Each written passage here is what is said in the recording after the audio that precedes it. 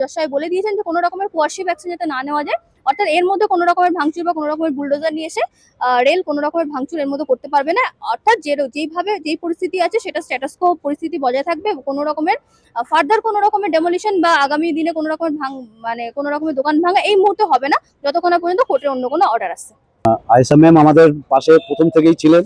আমাদের এই ব্যাপার এই বিষয়ের মানে সমস্ত দোকানদারদের পাশে উনি দাঁড়িয়েছেন এবং উনি টোটাল মামলাটা উনি দেখছেন এবং শুরু থেকেই উনি ছিলেন আমাদের পাশে।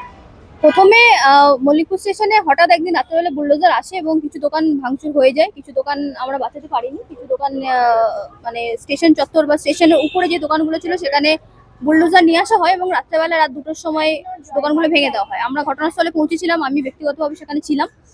কিন্তু সেই দিন আমরা দোকানগুলো যেহেতু ভাঙা হয়ে গেছিল, বুলডোজার নিয়ে আসা হয়ে গেছিল, আমরা ঘটনাস্থলে পৌঁছে কিছু করতে পারিনি। তো যেই দোকানগুলো ভাঙা হয়নি সেই দোকানগুলোকে যাতে বাঁচানো যেতে পারে, সেই মানুষগুলোর তো একমাত্র রুজি রুটি সেই দোকানগুলোর উপরে চলে, তাদের জীবিকা নির্বাহ হয় শুধুমাত্র সেই দোকানগুলোর উপর নির্ভর করে। এবং যেমনটা আমরা দেখছি যে হাইকোর্ট থেকেও আমরা একটা সহানুভূতিশীল একটা পর্যবেক্ষণ হাইকোর্টের তরফ থেকেও আমরা দেখেছি যে এই সকল ব্যক্তিগুলো যাদের জীবন জীবিকা শুধুমাত্র এই স্টেশন চত্বরে দোকানের উপর নির্ভরশীল, তাদেরকে যাতে কোনো একটা ব্যবস্থা করে দেওয়া যেতে পারে।